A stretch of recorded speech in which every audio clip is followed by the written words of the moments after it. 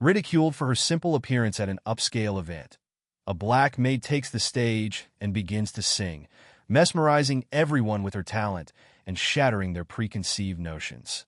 And if you cherish your family and love stories like this, don't forget to subscribe to our channel and avoid 10 years of bad luck. The Grand Plaza Hotel in Chicago stood illuminated against the night sky, its crystal chandeliers visible through massive windows. Inside, the annual Midwest Music Industry Gala was in full swing. Kayla Thompson, wearing a simple black dress she'd bought from a department store sale, moved through the crowd with a silver tray of champagne flutes. At 23, she was the newest member of the catering staff, and this was her first high-profile event. The ballroom buzzed with conversation and laughter. Women in designer gowns worth more than Kayla's yearly salary air-kissed each other, while men in tailored tuxedos discussed business deals over aged whiskey. Kayla noticed how they barely glanced at her as she offered drinks, their eyes sliding past her as if she were invisible. Her hands trembled slightly as she balanced the tray, careful not to spill a drop.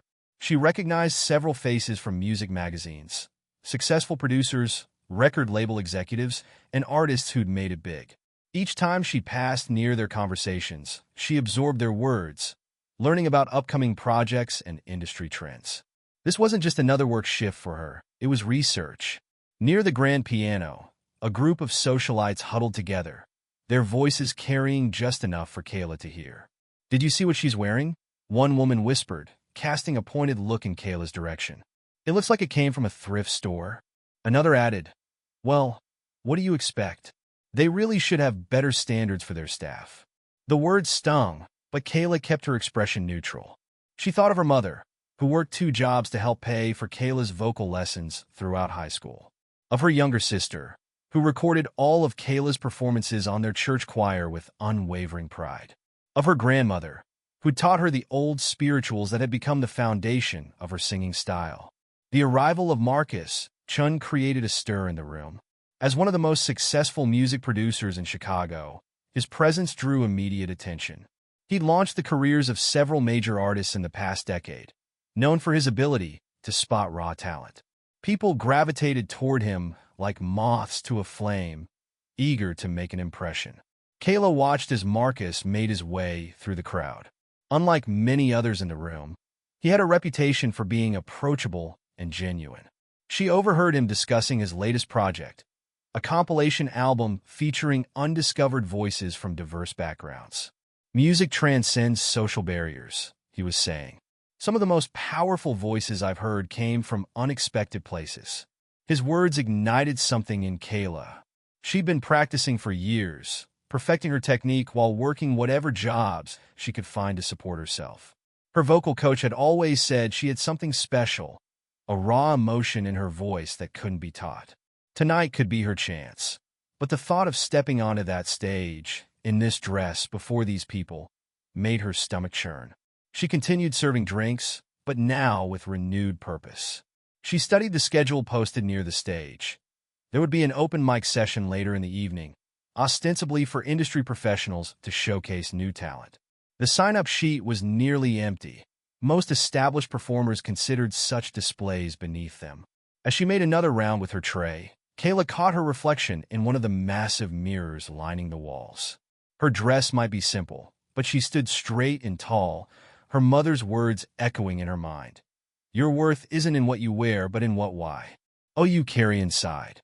She had talent, determination, and years of preparation behind her.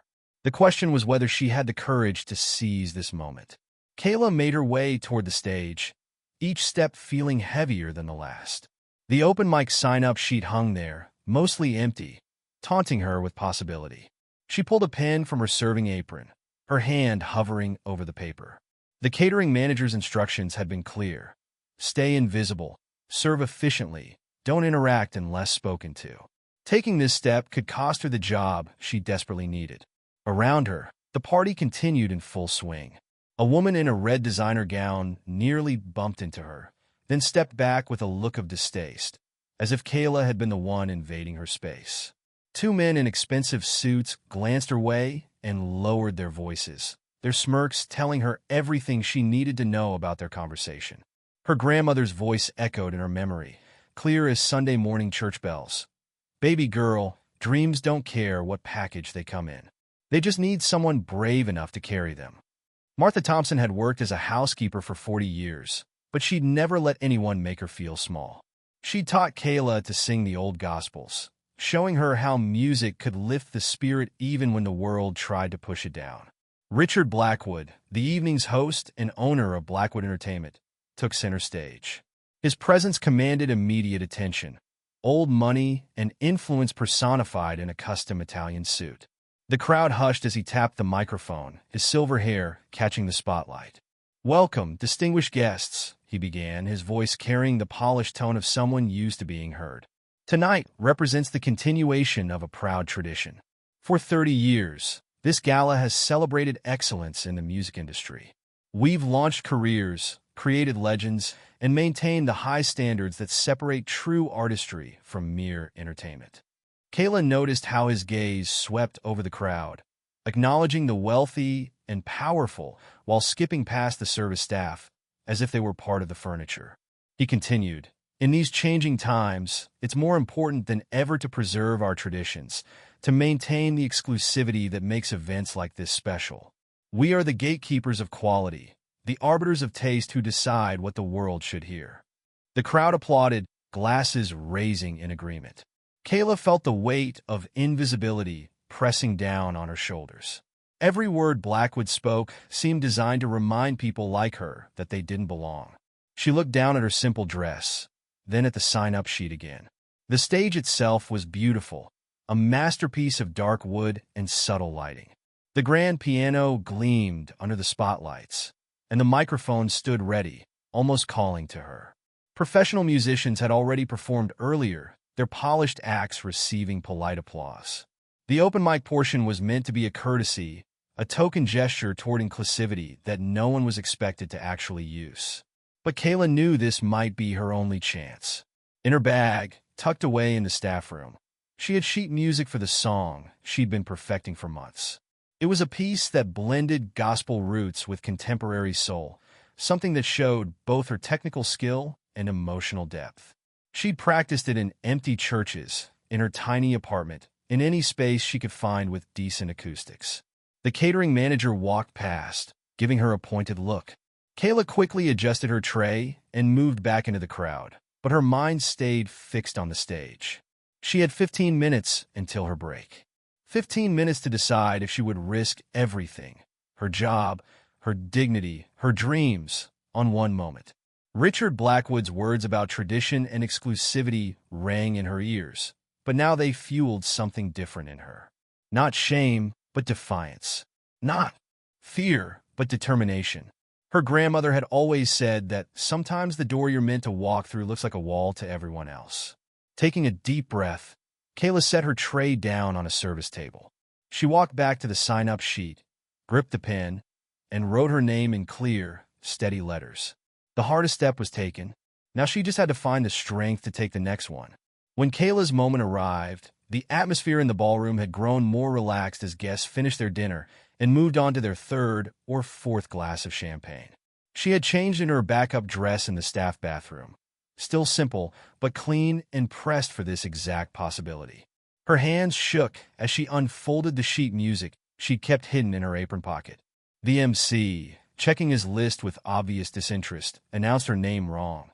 And now, Kayla Thompson? A few heads turned, more out of mild curiosity than actual interest. Kayla stepped onto the stage, the bright lights immediately making her feel exposed.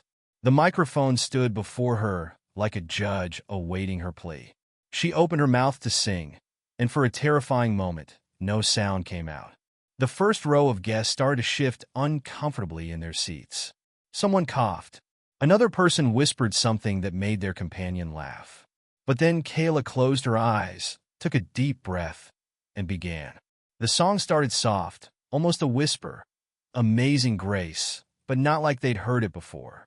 She'd arranged it to begin with the traditional melody, but then transformed it into something uniquely her own, weaving in elements of soul and blues. Her voice carried years of church choir practice, countless nights of rehearsal in her tiny apartment, and generations of struggle and hope. As the first verse ended, Kayla opened her eyes. The whispers had stopped. In the second row, a woman in an expensive blue gown sat perfectly still, her champagne glass frozen halfway to her lips. Near the bar, a group of music executives had turned to face the stage, their conversations forgotten. The song built in intensity as Kayla moved into her original bridge section. Here, she incorporated lyrics she'd written about her own journey, about cleaning houses with her mother during high school, about singing to her sister's children to help them sleep, about her grandmother's hands teaching her to play piano on their worn kitchen table. In the crowd, faces began to change. The polite masks of the elite cracked slightly, showing genuine emotion underneath. A famous radio host dabbed at his eyes with a monogrammed handkerchief. Two young socialites who had earlier mocked her dress now swayed gently to the music, their designer jewelry catching the light. Elisa Morrison, the renowned soul singer, sat at a prime table near the stage. Known for her multiple Grammy Awards and critical acclaim, she leaned forward in her chair, her expression intense and focused. Unlike many others in the room, she watched Kayla not with surprise, but with recognition, the look of someone who remembered their own journey to the stage. The song reached its climax, Kayla's voice soaring through the ballroom, filling every corner with its power and authenticity. The final note hung in the air like a prayer, then faded to silence. For a moment, nobody moved, nobody spoke. The usual clink of glasses and murmur of conversation had completely ceased. Then, from somewhere in the back, a single person began to clap. The sound was joined by another, then another, building like a wave until the entire room erupted in applause.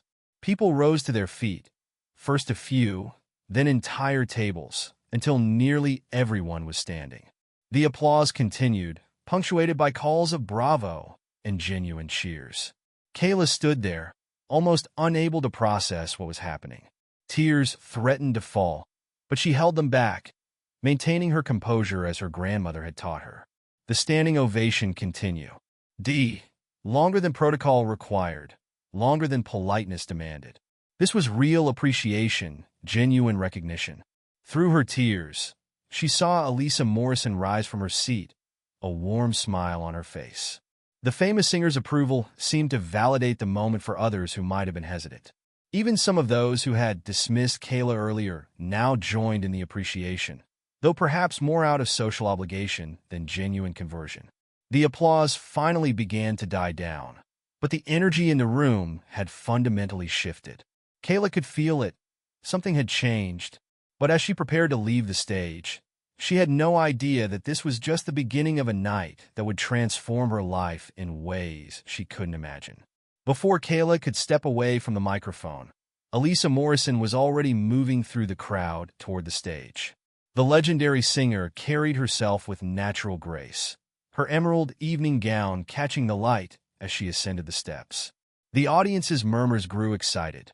They knew they were about to witness something special. "Would you mind if I joined you?" Elisa asked, her voice warm and genuine. She didn't wait for the stunned Kayla to respond before turning to the pianist. "Do you know Bridge Over Troubled Water?" The pianist nodded, and Elisa turned back to Kayla. "Follow my lead, honey. Just feel it." The piano introduction began softly. Elisa took the first verse, her famous contralto voice filling the room with rich, mellowed tones that came from decades of performance. But when she looked at Kayla, nodding for her to take the second verse, something magical happened. Their voices blended perfectly, Elisa's deep, experienced sound weaving with Kayla's fresh, powerful soprano.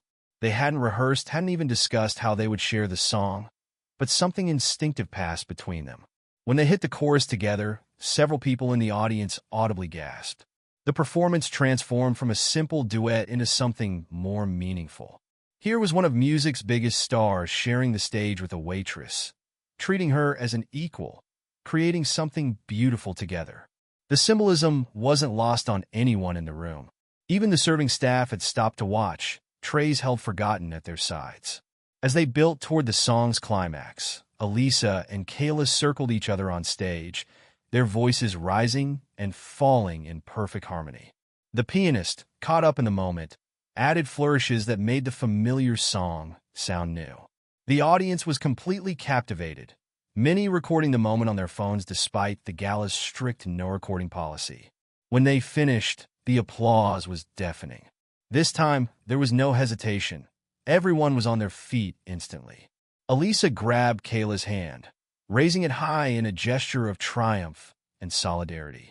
"Remember this name," Elisa announced into the microphone. "Kayla Thompson. Remember where you heard her first." The atmosphere in the ballroom had completely transformed. People who had ignored Kayla all evening now pressed forward, trying to introduce themselves. Business cards appeared from expensive jackets. Phones were produced to take down her contact information. One woman even apologized for her earlier dismissive behavior, saying she'd been humbled by the performance. Record executives who had spent the evening in serious business discussions now spoke excitedly about fresh talent and authentic voice. A well-known music blogger was already typing furiously on his phone, presumably sharing the moment with his millions of followers. The industry's carefully maintained walls had been breached, if only for one night. Kayla found herself surrounded by people who suddenly wanted to know her story. Where had she trained? Who was her manager? Did she have any original material? The questions came rapid fire, overwhelming her. But Elisa stayed close, helping her navigate the sudden tension with grace and poise.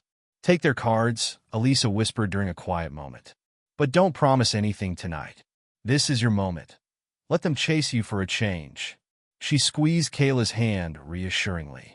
"You've got something real, honey. Don't let them rush you into anything." The catering manager, who had been watching with a mixture of surprise and concern, caught Kayla's eye from across the room.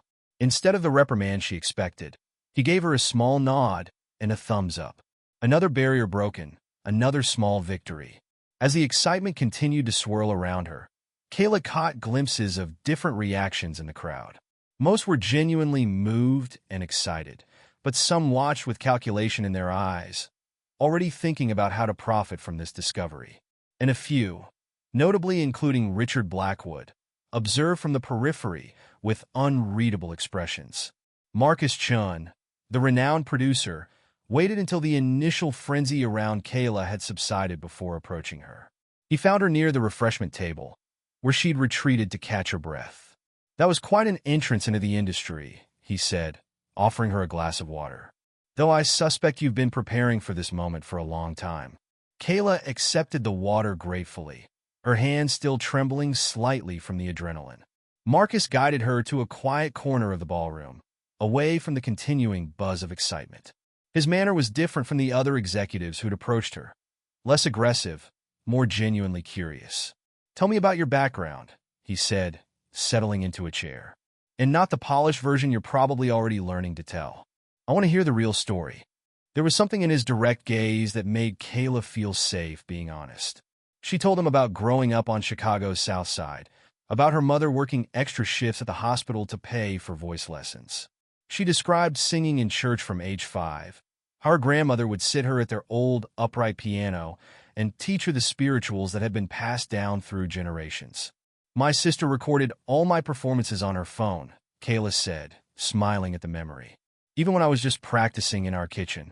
She said she wanted to document my journey because she knew I'd make it someday." Her voice caught slightly. "She still has every video." Marcus listened intently, occasionally nodding but rarely interrupting.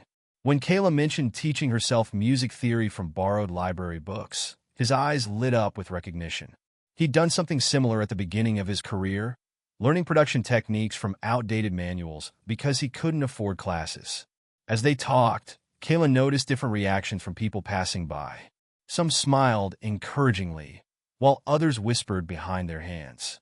A group of society women who had earlier dismissed her now cast envious glances in her direction, clearly upset that she was commanding the attention of someone as influential as Marcus Chun. "You haven't been trained to death," Marcus observed. "That's good. Too much formal training can strip away the authenticity in a voice. You've managed to develop your technique while keeping your soul intact." He paused, considering his next words carefully. That's rare in this business. Kayla felt a mixture of pride and uncertainty. Some people here seem to think I don't belong, she admitted, watching a particularly disdainful glance from a passing guest. Maybe they're right. I mean, look at me. I was serving drinks an hour ago. Marcus's expression hardened slightly. Let me tell you something about belonging, he said. Half the people in this room didn't belong when they started. They just got good at pretending they did until it became true. He leaned forward. The question is, are you ready for what comes next? Before Kayla could respond, she noticed a subtle shift in the atmosphere. Fear around them. Several guests were casting worried glances toward the main entrance, where Richard Blackwood was engaged in what appeared to be an intense conversation with several board members of his company. Their expressions were serious, their gestures animated. The industry isn't just about talent, Marcus continued, following her gaze. It's about navigation, politics, knowing when to push and when to wait. He pulled out his business card, simple, elegant, without the flash of others she'd received tonight. The real work begins after nights like this. Kayla took the card, feeling its weight in her hand. It represented more than just contact information. It was tangible proof that her life had changed in the span of one evening. But as she watched Richard Blackwood's continuing discussion, a sense of unease crept in. She remembered his earlier words about tradition and exclusivity, about being the gatekeeper of quality. Richard Blackwood approached Kayla and Marcus, his expensive shoes clicking against the marble floor with deliberate slowness. The conversations around them quieted, creating an uncomfortable bubble of silence. His smile was practiced, professional, but didn't reach his eyes. "Miss Thompson," he said, emphasizing her name in a way that made it sound like a title she hadn't earned. Quite an interesting performance. Rather unconventional for our usual programming. He stood with his hands clasped behind his back, his posture radiating authority. "I suppose we must adapt to changing times, mustn't we?" The condescension in his voice was subtle, but unmistakable. "However," he continued, "I feel compelled to remind everyone that this is still a private event. There are protocols, traditions that have served us well for many years." His gaze flicked to her simple dress before returning to her face. "Not everyone understands the complexities of our industry." Marcus Chun shifted slightly, positioning himself more firmly at Kayla's side. The movement wasn't lost on Richard, whose smile tightened almost imperceptibly. The power dynamic in the room was palpable, old guard versus new, tradition versus change, with Kayla caught in the middle. "Thank you for your concern, Mr. Blackwood," Kayla responded, her voice steady despite her racing heart. "But I understand more than you might think. Music isn't about protocols, it's about connection. About truth." She met his gaze directly, refusing to be diminished. Several nearby guests pretended not to listen while hanging on every word. Richard's face darkened slightly at her response. "My dear," he said, his tone dripping with false patience, "success in this industry requires more than just a good voice.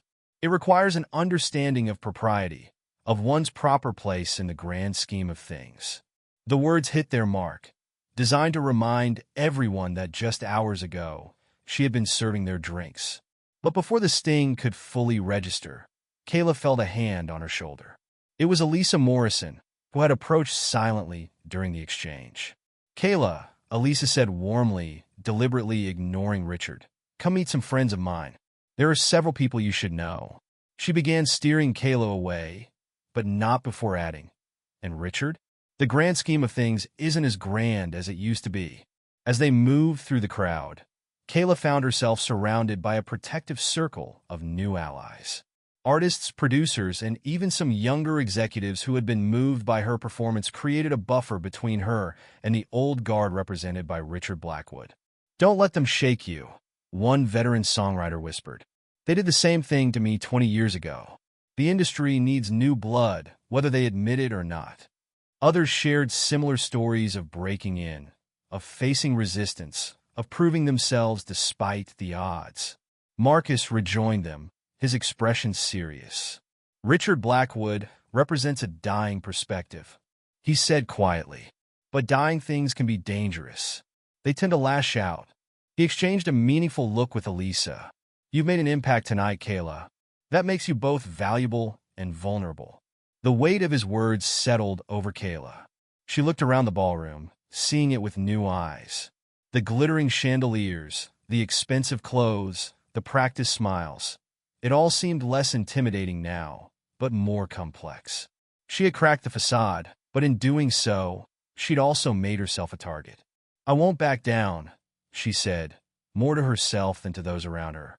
"My grandmother always said that when people try to put you in your place, it's because they're afraid you'll take theirs." The statement earned approving nods from her new allies. As the evening progressed, Elisa led Kayla to a quieter area of the ballroom, where a small group of industry veterans had gathered. "There's an upcoming benefit concert at the Chicago Symphony Hall next month," Elisa said, her eyes sparkling with purpose. "I'm headlining, and I want you to perform with me." The offer hung in the air like a dream. Symphony Hall was one of the most prestigious venues in the city. Performing there would legitimize Kayla's sudden emergence into the music world. Several people nearby stopped their conversations to watch her reaction. "It's not just a performance opportunity," Elisa continued. "It's a statement. The old guards like Richard can't ignore talent when it's on display at their favorite venues." She squeezed Kayla's hand. "Plus, I think our voices were meant to find each other." Kayla's mind raced. The opportunity was incredible, but doubt crept in. "I don't have anything suitable to wear," she started, then immediately felt foolish for focusing on such a superficial concern. But Elisa understood the deeper meaning, the worry about not fitting in, about being exposed as an outsider. "Honey, I started out singing in a second-hand dress in clubs that didn't even have proper stages," Elisa said. "What matters is the voice, the soul you bring to the music. Everything else can be figured out." She pulled out her phone to exchange contact information. "My team will help with all the details." As Kayla entered her number into Elisa's phone, she caught sight of her reflection in one of the ballroom's mirrors. She still wore her simple dress, but her posture had changed. She stood straighter, more confident.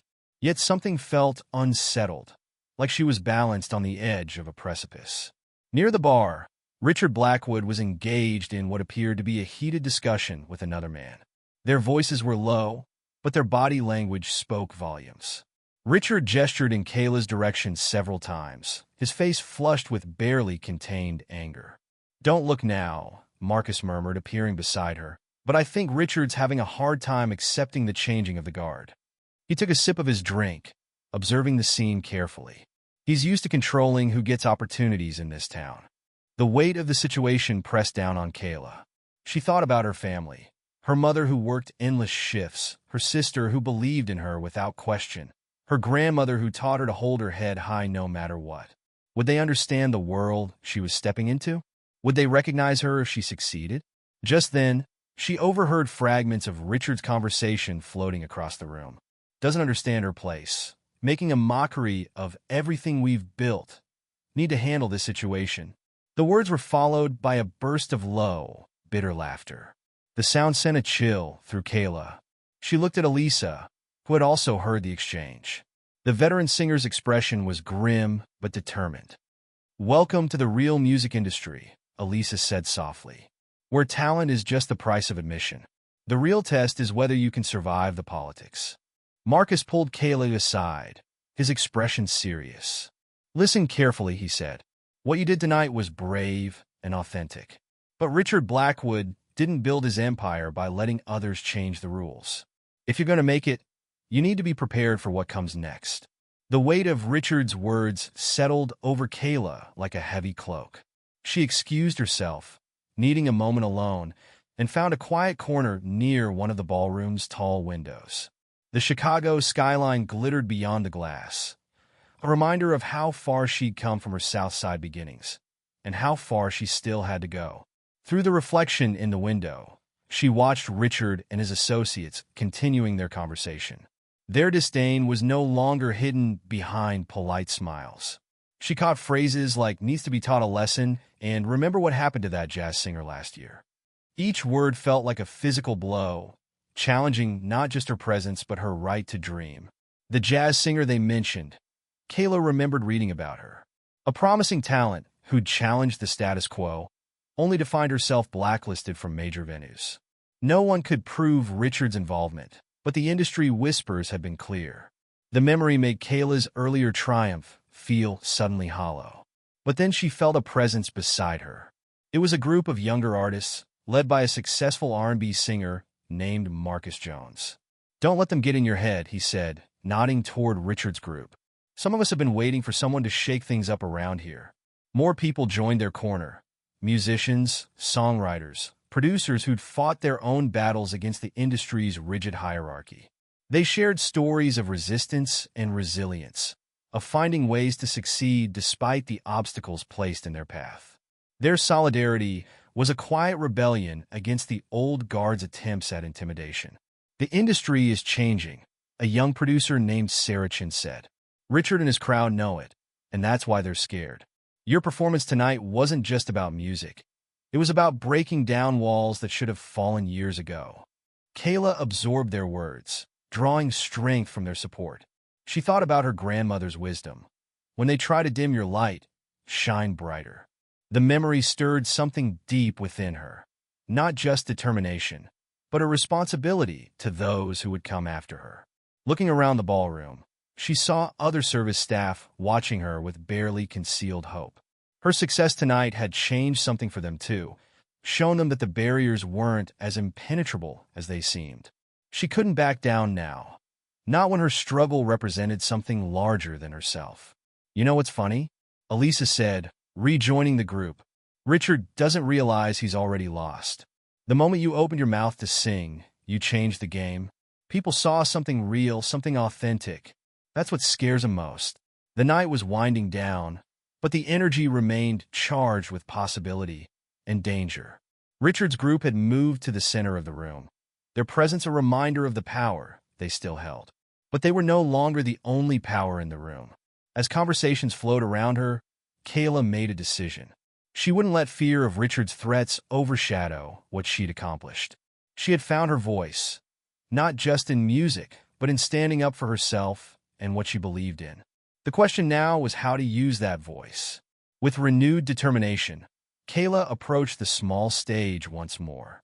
The crowd had thinned, but those who remained represented both sides of the evening's tension. The old guard and the new wave, watching with equal intensity. She took the microphone, her hand steady this time.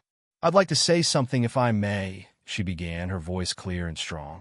The room gradually hushed, attention focusing on her once again. Richard Blackwood's face darkened, but he remained silent. Atching. "Tonight, I walked into this room as a server, wearing a dress that some of you mocked." Her direct acknowledgement caused several guests to shift uncomfortably. "I heard the whispers, saw the looks, but I also carried something else with me. The dreams of my family, my community, and everyone who's ever been told they don't belong." The silence in the room deepened. Even the waiting staff had stopped their work, standing still with trays in hand, listening to words that echoed their own experiences. "Music isn't about designer dresses or exclusive galas," Kayla continued, her voice gaining strength. "It's about truth. It's about connecting hearts across every barrier we create. When I sing, I carry the voice of my grandmother, who cleaned houses but never lost her dignity. I carry the voice of my mother, who works double shifts but still finds time to dream. I carry the voice of every person who's ever been told to wait their turn or know their place." Several people in the audience began nodding, including some unexpected faces from the upper echelons of the industry. Elisa smiled proudly, while Marcus Chin watched with quiet approval. "Being a black woman in this industry means carrying extra weight," Kayla said, addressing the elephant in the room directly. "It means being twice as good for half the recognition. It means dash. That's enough." Richard Blackwood's voice cut through her speech. He stood, his face flushed with anger. "This is not the place for such political statements. This gala has a proud tradition dash. A tradition of exclusion, Richard." Elisa interrupted, rising from her seat. "A tradition of deciding who gets to have a voice and who doesn't." The tension in the room could have been cut with a knife. Richard turned to Elisa, his composure cracking. "You of all people should understand the importance of maintaining standards. We can't just let anyone with a decent voice dash. Standards?" Kayla's voice rang out, stronger than ever. "Let's talk about standards. Let's talk about how many talented artists never get heard because they don't fit someone's idea of what success should look like. Let's talk about how many dreams die in rooms just like this one, killed by words like tradition and protocol. The room erupted in murmurs. Some guests began to applaud, while others looked scandalized. Richard's face turned an even deeper shade of red as he realized he was losing control of the situation. He moved toward the stage, but before he could reach it, something unexpected happened. "Stop right there, Richard." Elisa's voice cut through the tension like a knife. She strode to the stage, positioning herself between Kayla and Richard. "Before you say another word, there's something everyone here needs to know." The room fell completely silent. Elisa's face held an expression few had ever seen, a mixture of pain and long-suppressed anger. "You want to talk about tradition and standards? Let's talk about how you tried to stop my career 25 years ago. Let's tell them why." Richard's face drained of color. "Elisa, this isn't the time dash. It's exactly the time," Elisa continued, her voice carrying to every corner of the room.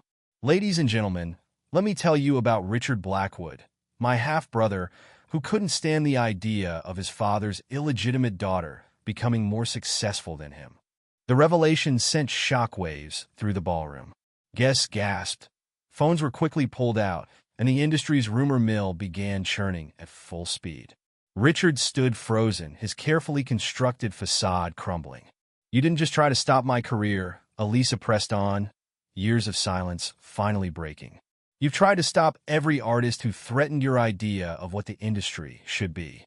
That jazz singer last year? The R&B group that mysteriously lost their contract? All you're doing." Marcus Chin stepped forward. "I've got proof," he announced. "Emails, recordings, testimonies. I've been gathering evidence for months. That's why I came tonight, to see if anything had changed. Instead, I watched you try to destroy another talented artist's chance, just like you've done so many times before." Richard's associates began distancing themselves, literally and figuratively. The power dynamics in the room shifted palpably as years of carefully maintained control unraveled in minutes. "You see, Kayla," Elisa said, turning to face her, "your performance tonight did more than showcase your talent. It forced everything into the light, the prejudice, the gatekeeping, the fear of change. You didn't just sing. You made it impossible for us to keep pretending." Richard attempted to regain control. "This is absurd. I've dedicated my life to maintaining quality in this industry dash." "No," Kayla interrupted, her voice firm but compassionate. "You've dedicated your life to maintaining control. But music can't be controlled. It grows, it changes, it breaks down walls.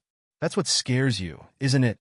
The younger artists in the room began to applaud, joined quickly by others. Even some of Richard's longtime associates nodded in agreement, sensing the shifting winds of change. Marcus approached Richard. "The board will have a full report on their desks tomorrow morning. Your time of deciding who gets heard and who doesn't is over." As Richard finally backed away, defeated, Elisa turned to Kayla. "This is what change looks like," she said. "It's not just about talent or opportunity. It's about courage. The courage to stand up, to speak out, to be who you are despite everything telling you to be less." The gala that had begun with whispers and judgments ended with a spontaneous celebration. Artists of all backgrounds came together, sharing stories, songs, and dreams. The waiting staff joined in, no longer invisible. The barriers that had seemed so solid at the start of the evening had crumbled. Kayla looked around the room, tears in her eyes, but her head held high. She thought of her grandmother's words about dreams not caring what package they came in. She thought of her mother's sacrifices and her sister's unwavering belief. Most of all, she thought about all the other talented artists who would now have a chance because one person had dared to step onto a stage and be herself. As the night drew to a close, Elisa and Marcus approached her with contracts and plans for the future. But more importantly, they brought something else: respect. Not just for her talent, but for the change she had helped create. The simple black dress that had drawn so many judgmental looks now seemed like a badge of honor. Kayla Thompson had walked into the gala as a server and walked out as a symbol of change, proving that sometimes the most powerful voice is the one that refuses to be silenced.